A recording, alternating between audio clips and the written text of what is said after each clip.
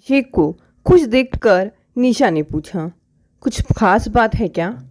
हाँ, कितने दिनों से इच्छा थी अमेरिका जाने की, कंपनी अब भेज रही है।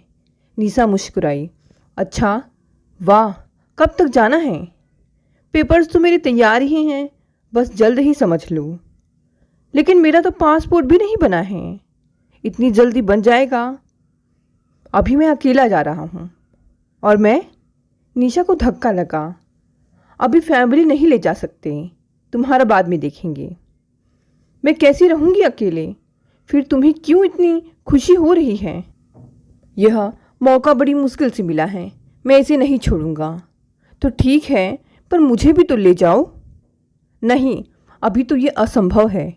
शादी के 9 महीने बाद ही मुझे अकेला छोड़कर जाओगी, वह भी तब जब मुझे तुम्हारी सबसे ज़्यादा ज़रूरत है। निशा, अभी तुम प्रेग्नेंट हो, 5 महीने बाद डिलीवरी है। मैं तब तक आ ही जाऊंगा और आना जाना तो लगा ही रहेगा। डिलीवरी के बाद लेकर जाओगे?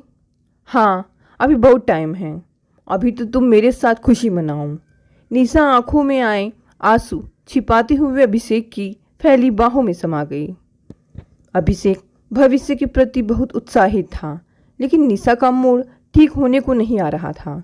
निशा ने कई बार अपने आंसू पोंछते हुए डिनर तैयार किया और अभिषेक के साथ बैठकर बहुत बेमन से खाया।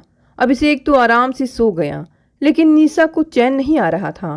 पूरी रात करवटें ही बदल रही वह, और देखते ही देखते तेजी से दिन बीतते गए। अभिषेक डिलीवरी के समय वापस आने का वादा कर अमेरिका चला गया। निशा की मम्मी केतकी आ चुकी थी।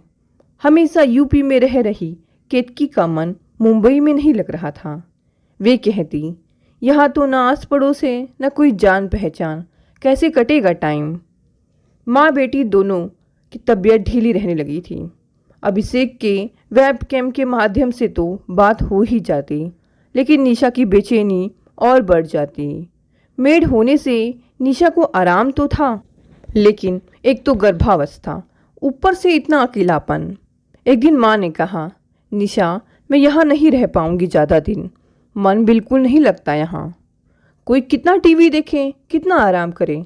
ऐसा कर, तू यूपी चल। नहीं माँ, अभिषेक चाहते हैं कि मैं यहीं रहूँ। डिलीवरी के बाद आप चली जाना। डिलीवरी की डेट से 1 हफ्ता पहले आ गया अभिषेक। निशा खिल उठी। निशा के एडमिट होने की सारी तैयारी शुरू हो गई। निशा ने एक सुंदर स्वस्थ बच्ची को जन्म दिया। अभिषेक ने बेटी का नाम अदिति रखा। सब खुश थे। 1 महीना हो चुका था। अभिषेक ने कोई बात नहीं छेड़ी, तो एक दिन निशा ने ही कहा, आप तो चलोगे ना हमें लेके? अदिति अभी छोटी है, वहाँ नई जगह, इसे संभालने में तुम्हें दिक्कत होगी, बाद में देखते हैं। माँ ने पति पत्नी की बात में हस्तक्षेप करना उचित नहीं समझा। बस इतना ही कहा, मैं तो अब जाने की सोच रही हूँ। हाँ माँ, आप अब चली जाओ, निशा ने अपने दिल पर पत्थर रखते हुए कहा। माँ ने कहा, अकेली कैसे रहोगी, मेरे साथ ही चलो। नहीं माँ, मैं रह लूँगी। मेड और मेरी सहेली अनु है, वह आती जाती रहती है, मैं मैनेज कर लूँगी। बेटी को बहुत सारी हिदायतें देकर चिंतित मन से वे चली गई। कुछ दिनों बाद जल्दी आने का वादा कर अभिषेक भी चला गया। निशा ने अपने आप को अदिति में रमा दिया। अनु ने एक बहुत शरीफ मेहनती महिला रीता को निशा और अदिति की देखरेख के लिए ढूंढ लिया। रीता के दोनों बच्चे गांव में उसकी माँ के पास रहते थे। वह तलाकशुदा थी। उसने बहुत उत्साह से नन्ही अदिति की देखभाल में निशा का साथ दिया।